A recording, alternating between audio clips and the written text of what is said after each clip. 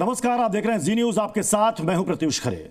संगम नगरी में सनातन का सबसे बड़ा पर्व हो रहा है, लेकिन इस बार इस पर्व को लेकर के भी कुछ लोग विवाद खड़ा करने की कोशिश कर रहे हैं, जिस पर एक नई बहस छिड़ गई है।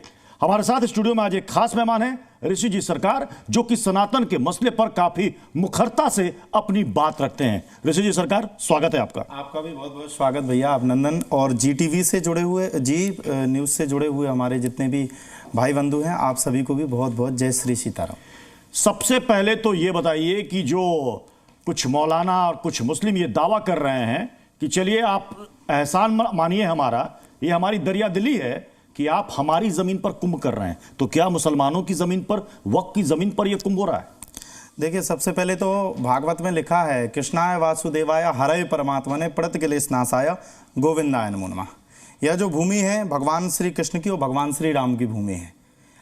और जो ये कुंभ चल रहा है 8वीं सदी से प्रारंभ कुंभ हुआ है और वक्फ बोर्ड अभी बना है। तो सबसे पहले तो उनको ये पता होना चाहिए कि जो ये हमारी भूमि है ये बहुत पहले से है, ये अजन्मा है।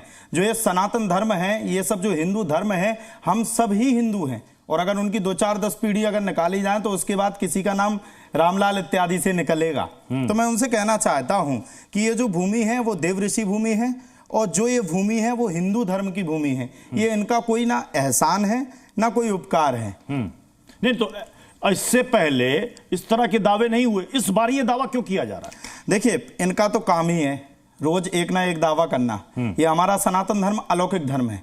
हमने हमेशा हर वर्ग के लोगों को स्वागत किया है। हमारे भागवत में लिखा है, सर्वे भवन्तु सुखिनः सर्वे सन्तु निरामया सर्वे भद्राणि पश्यन्तु मां कश्चित् दुःख भाग् भवेत्। भागवत में लिखा है, सर्वे भवन्तु सुखिनः, सभी सुखी रहें, सभी निरोगी रहें।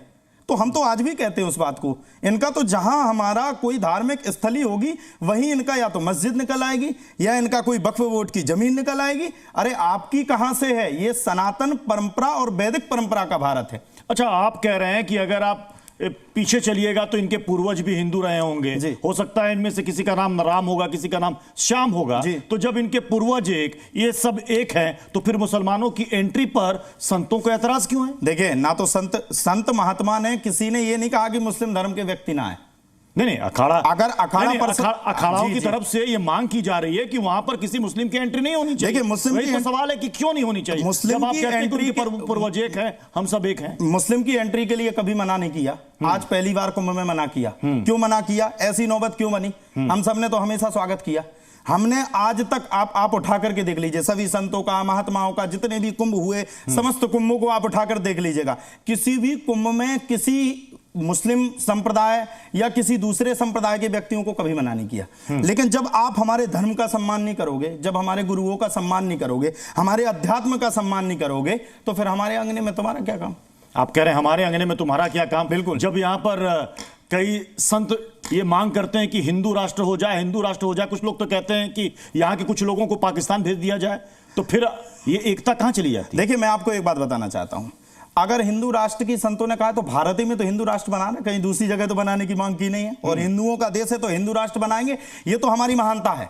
बाकी धर्मों का क्या? बाकी धर्म सबका सम्मान है, उनका भी सम्मान है, लेकिन वो भी तो हमारे धर्म का सम्मान करें, फिर हमारे संतों का सम्मान करें। तो क्या वो आपके धर्म का सम्मान नहीं करते? जब ये लोग ये बोलेंगे कि हम थूकेंगे जाकर के, हम ये कार्य करेंगे, तो हम लोग कहां तक सम्मान करें?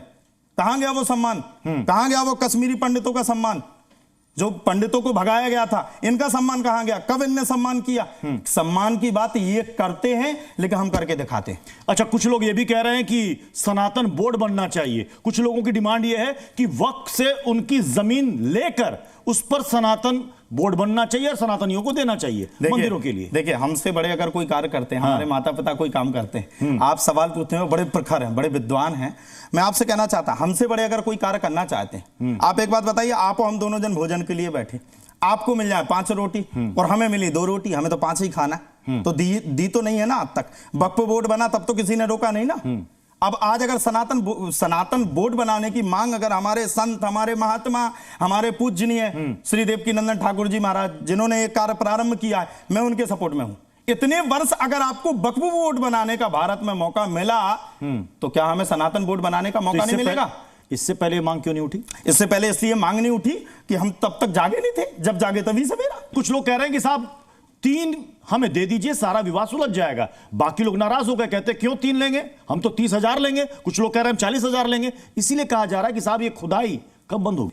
हमारी 2 जगह आप छोड़ दो, काशी और मथुरा, 2 जगह आप छोड़ दो। और संभल भूल गए? संभल तो है ही, संभल तो हरिहर धाम वहां निकलेगा, लेकिन अटाला वो माननीय कोर्ट फिर अटाला, फिर कहिएगा अटाला भी तो है। नहीं, हम अभी 2 मांग कर रहे हैं। हाँ। अभी हम विधिवत रूप से आपके डिबेट के माध्यम से मात्र 2 मांग कर रहे हैं। 2 मांग पे हमारी प्रखरता रख दीजिए, एक काशी और एक मथुरा।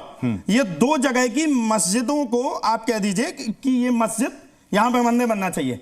मैं गारंटी लेता हूं आपके डिबेट के माध्यम से हजारों मस्जिदें मैं दूसरी जगह बनवाने के लिए तैयार हूं। जहां हमारे राम है, जहां हमारी आस्था है, वहीं आपका कार्य क्यों है? अरे लोग जा नहीं पा रहे सर, मथुरा में आप जाइए, लोग इतनी चेकिंग चल रही है, वहां पे उस जन्मभूमि की जगह पे नहीं जा पा रहे हैं। अरे इतना क्यों अत्याचार राम के राज्य में, राम के देश में, कृष्ण के देश में, वहीं हमें अपने आध्यात्म के दर्शन ना हो पाए, ये तो कहीं ठीक नहीं है।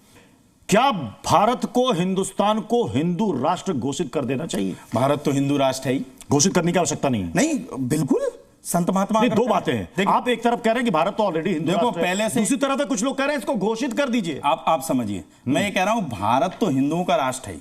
आप हिंदू हैं, कई जन हिंदू हैं, मुस्लिम पक्ष के भी जो लोग हैं, ये सब शरणागति है। हमने सबको, मुसलमानों को भी कहते हैं वो भी हिंदू क्योंकि इनके पूर्वज हिंदू थे। हाँ बिल्कुल है। फिर आप कहिएगा कि ईसाई भी हिंदू हैं क्योंकि इनके पूर्वज हिंदू थे। आपसे ये जैन बौद्ध सारे के सारे नहीं, सबको अपनी जैन धर्म के लोग, बौद्ध धर्म के लोग, हमारे सिख धर्म के लोग धार्मिकता को मानते, हम उनकी धार्मिकता को मानते, वो सब एक हैं। सब एक है, हिंदू, जैन, बौद्ध, सिख, ये सब भाई हैं, सब भाई है, सब भाई है, सबका डीएनए एक है। तो फिर हिंदू राष्ट्र की मांग क्यों? देखिए, हिंदू राष्ट्र की इसलिए मांग है कि अगर हम हिंदू राष्ट्र अगर भारत में नहीं बनाएंगे तो कहां जाएंगे? पाकिस्तान में थोड़ी बनाएंगे, या फिर हमें पाकिस्तान का मौका दे दो, हम वहां बना डालेंगे।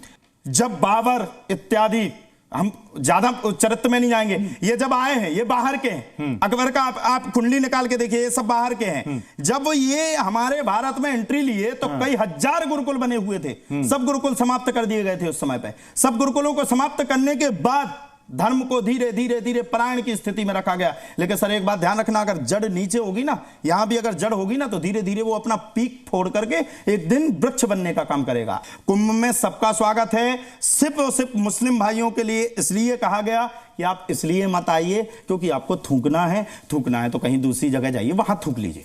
चलिए, बहुत बहुत शुक्रिया श्रीजी सरकार हमारे साथ जुड़ने के लिए और अपनी बात रखने के लिए।